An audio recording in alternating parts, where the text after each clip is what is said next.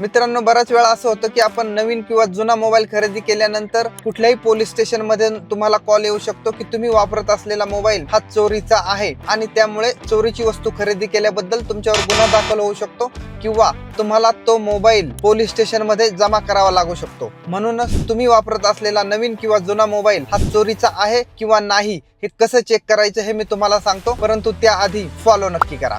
भारत संचार निगम द्वारे संचार साथी हे ॲप डेव्हलप केलेलं आहे।